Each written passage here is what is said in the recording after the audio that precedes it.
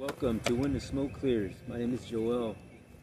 Uh, oh, like always, I'd like to get my podcast started with a moment of silence for the addict who still suffers, for those in recovery, and for those who don't know they're on the way this way. So, again, moment of silence followed by the serenity prayer. Thank you.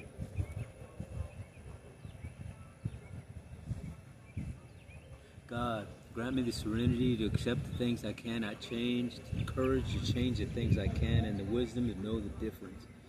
Hello, my name is Joel, and welcome to my podcast, When the Smoke Clears. And I just wanted to, somebody asked me the other day why I chose the title, When the Smoke Clears. And I just kind of wanted to, let the audience know how I came about that name and, what it means to me and what it can mean for somebody else. And it's just finding clarity in your life after, you know, being away from a life of sobriety. Um, when you're in the mix of addiction, it is cloudy. I mean, your sight and your mind isn't looking to better itself, or isn't looking to the future of a better life. It's just being stagnant in this mist of a dark cloud smoke, and it could be scary, it could be evil, and it's just when I got to a point in my sobriety in the beginning, after not using drugs for a little while, within the first 2 weeks of being sober, it's a hard road. It's a tug of war, mentally and physically, because you're just so used to doing this, thing, whether it's drugs or alcohol, and it is to not have that is to, it's almost like you're turning yourself inside out, if you can relate, and mentally it starts breaking you down. I mean, you go through these parts that are dark, and you go through some that are scary, and you go through some parts in your mentally that are happy, and then sad, despair, depression. I mean, it's all of those things collaborated into one feeling, which is just, I don't know how to describe that feeling, but I know it's like it's just it feels like you're just being stretched on from every direction. And when the days progress and progress, when you're not using, it starts clearing for you. Your mind starts clearing. You start seeing things around you, your surroundings, your awareness starts heightening up, and you understand that you were dealing with you understand that you have a disease. First and foremost, you start understanding that concept, because before it was just like, thinking that you're in this mist of despair, and this dark hole, that it's because you're getting dealt just a bad set of freaking cards, life cards, you know what I mean, and you're just not, it's just like, oh, it's just my luck, I got this bad luck, and I can't do shit right, or why is this happening to me, and I'm a pretty good person, but what the fuck, you know what I mean? What have I been doing so bad in my life that I get that I deserve this life? And what it is, it's just it's more of a, I believe it's just the disease takes control of you, and it takes control of your mind, number one. And when your mind's taken control of, then your body follows. You know what I mean? So whether it follows in the sickness or putting you into dangerous and desperate situations, it's just, it's almost like you have no control, even though you think you do. So it becomes an ongoing process of giving you a little bit at a time. You know what I mean? Thinking that, yeah, you got this. Yeah, you okay? You can go to work. Take a couple of hits, take a couple of drinks. It's not gonna affect you. Matter of fact, you might even do a better job. And the more it progresses like that, the more dangerous it gets. And that's why when you hear these people, different addicts speak in NA and AA meetings, you hear the same repetitious thing over and over, in the sense that going back and coming back to the meetings or back to sobriety and then having to relapse or whatever, you don't go back to a good situation. You always go back to exactly where you left off. And then it gets worse. It never gets better. So that was where I came up with that name, because it finally, the smoke cleared for me. I could start understanding what the disease was doing to me. I could understand what the disease was taking control of, which was my whole life, because it didn't start like that. But it began little pieces at a time, and it starts chomping at you little bit by little bit, and the next thing you know, you've lost all control, and you had no idea. Next thing you know, being from having a business that was thriving for 10 years, and having the cars, the house, the money, the business, everything was thriving, and it was good. And then little by little, the more you use, the more things started disappearing. And until ultimately you find yourself, or personally, I'm talking personal stuff here, that ultimately you find yourself lost in a motel, in a bando, on a park bench, in a cardboard freaking makeshift little camp behind a building, or in the woods, in the tent, those little makeshift cities that you see around town, or you hear about. I've been there. I've been in those little makeshift tents and little houses, and addicts and homeless folks looking out for one another, but at the same time trying to get one up on the next guy, just so that you can get the next hit or the next drink. And it can get dangerous out there.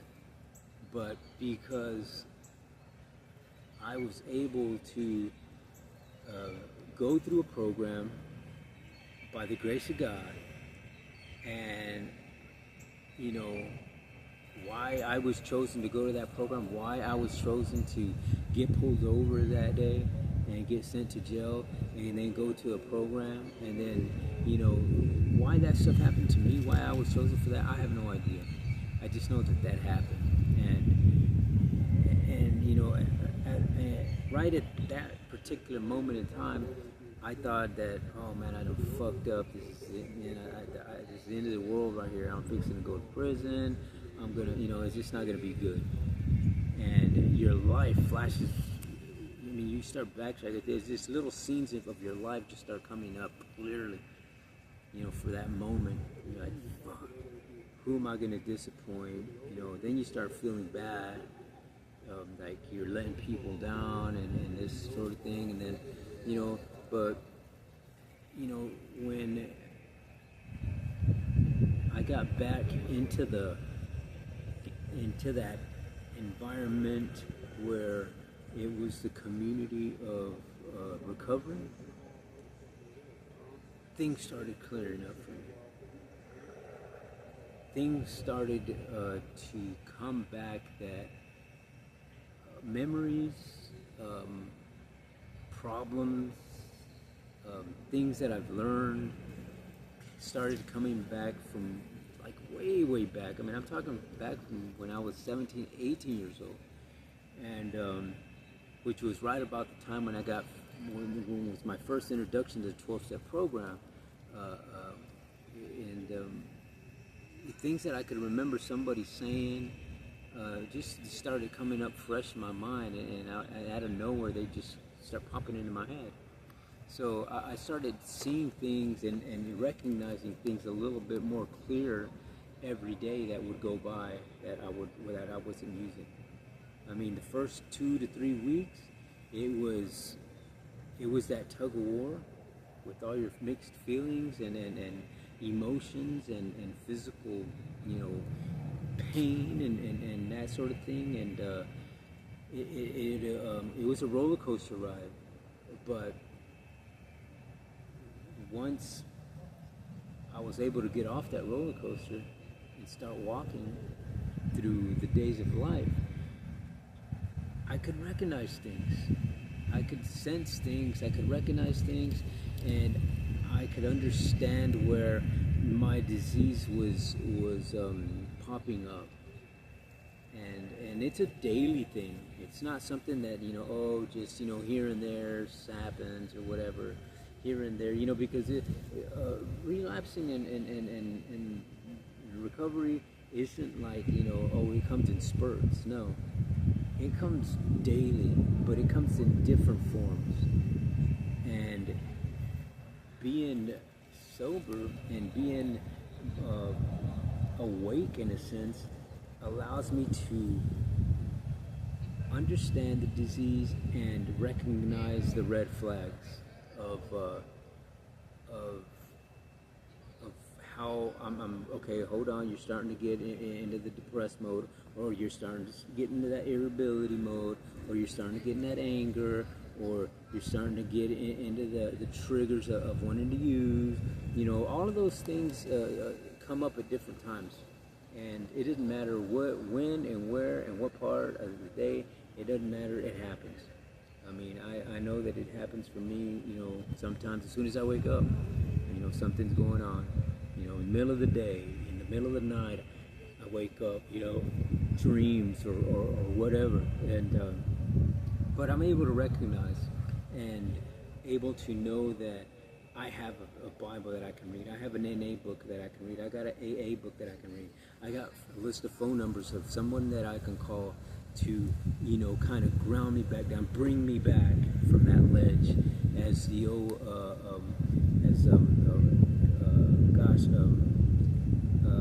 heck, what's his name? I'm sorry, but I don't remember the guy's name. But there was a guy who was like, "Yeah, we're good." During this class or whatever, if we got somebody on the ledge, then we're not gonna stop until we bring him back. So I'm able to recognize if I'm on that ledge, about to jump into whatever part of the recovery process is, whether it's triggering a relapse, whether it's going into depression, whether it's getting angry, whether it's getting irritable, whether it's just isolating. I'll recognize that, and I'll be able to get myself off the ledge and narrow my thinking down into a tunnel vision to just come back, recognize where you're at, recognize what you're doing, recognize what it is that you can do to improve your day, improve just that minute, just that hour, so that you can stay sober and you can go on with your daily life. And I tell you, it gets easier and easier, but because you're aware and you recognize, it is the dangers are still there. But now, while you're walking that high wire, now you have that long stick that they use to balance themselves. You know what I'm saying? So now you're on that high wire. You're not just free falling. You know, you're just not there like this, freaking out. You know, what do I grab onto? Now you have that bar that sways you from one way to the next, and you can sway this a little bit here and a little bit there, and it keeps you balanced on that high wire of life. You know what I mean? So that you don't fall over into any part of what it is that's weighing you down one way or the other. And I'm grateful that I'm able to recognize those things, and I'm grateful that I have gotten introduced back into the program, back into that community, because it's all positive. And you know, it only takes one time to go back, and it only takes one negative thing to trigger you into all the other, you know, aspects. Not only the relapse part, but the anger, the depression, the irritability, the isolation. You know, you have to. Those are. You're trying to maintain all over, not just, you know, worrying about your relapse. No, because, you know, that's honestly, to me, I mean, that's the easy part, to go back to any one of those, but to not go back to all of them, excuse me, is what, it's the complicated part.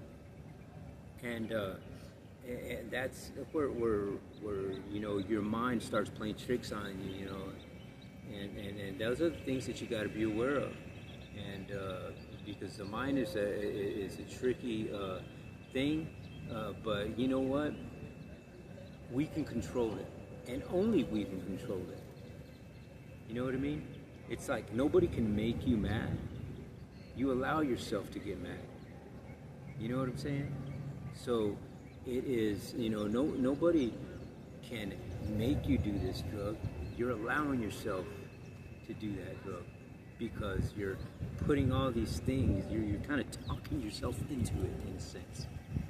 So when you're sober and you're not having, you know, these mind-altering substances into your body that start, you know, triggering you to, you know, think this or think that, you know, because that is the antidote to the masquerade, and it's the antidote to the deceit, to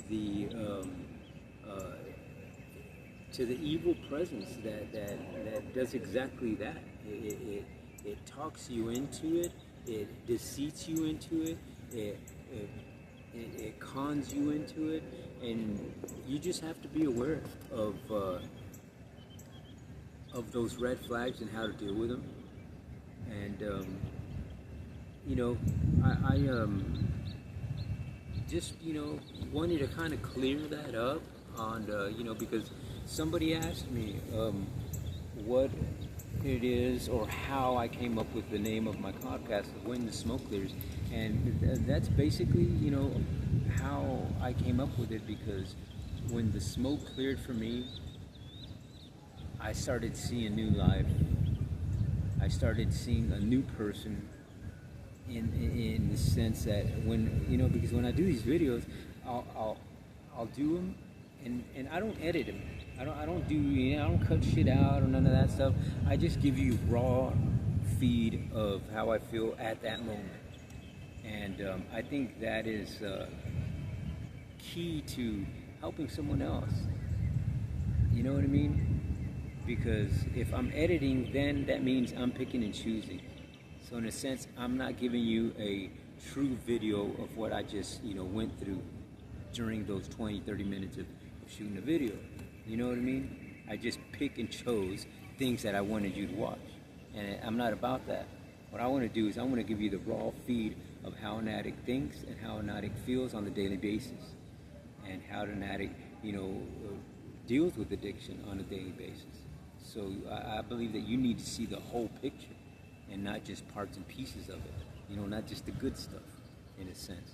You know, whether they start getting boring or whatever, you know, I'm just feeding you exactly how I'm feeling and exactly how I'm going through life and exactly how I'm dealing with my addiction and my disease.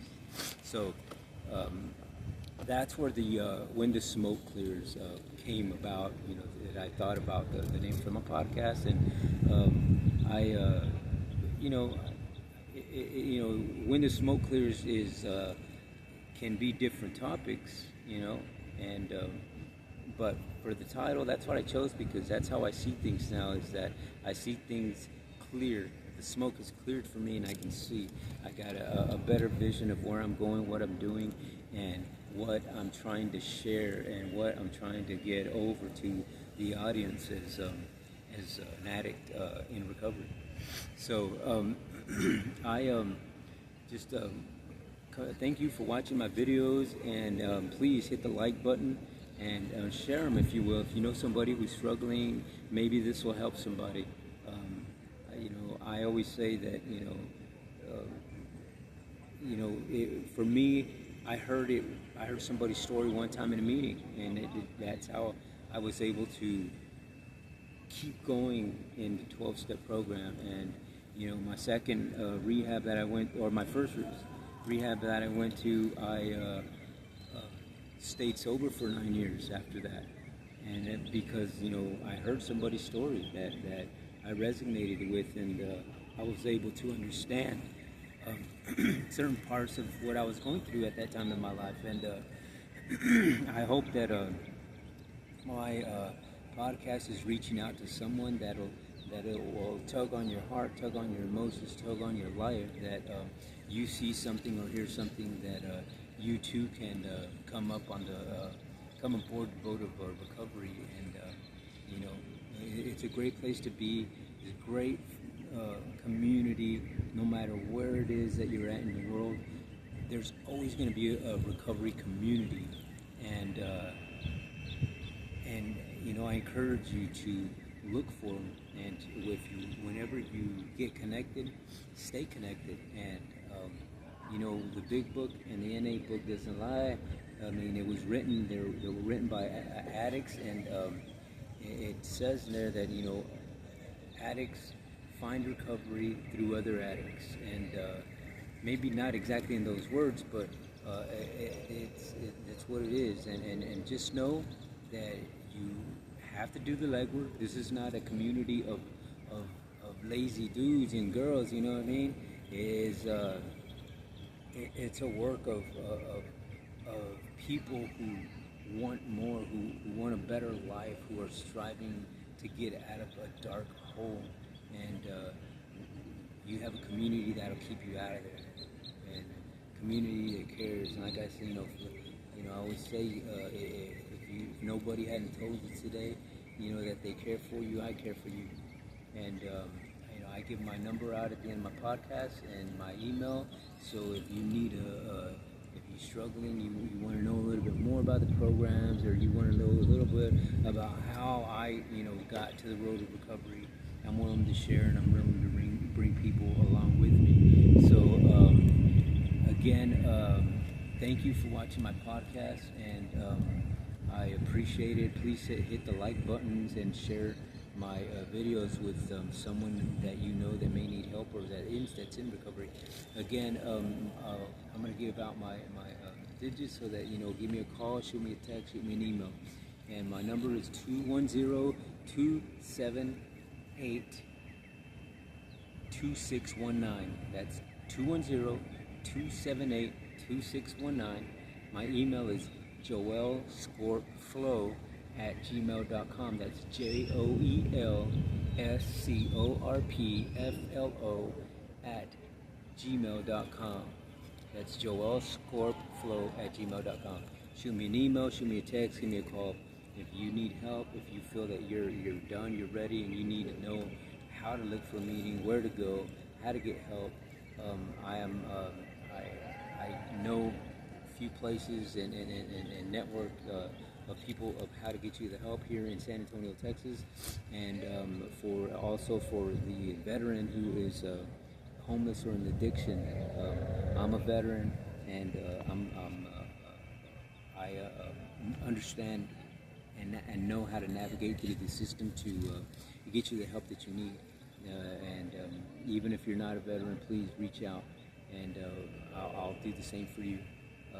Like I said, If you give me a call, if I can, go out and wheel my way over there to wherever you're at, I'll do that. I'll find a ride. I'll, know people who can get it me out that way, and I can help you if you need the help. And if you'd like to be a guest on my podcast, also shoot me an email, shoot me a text, shoot me a call. It's always one of my next parts of my podcast is to try to get some guests on and give you real interaction and real feedback on real people who are in addiction and recovery, straight from the streets of San Antonio. So again, thank you for watching, and God bless. Have you a good weekend. Thank you.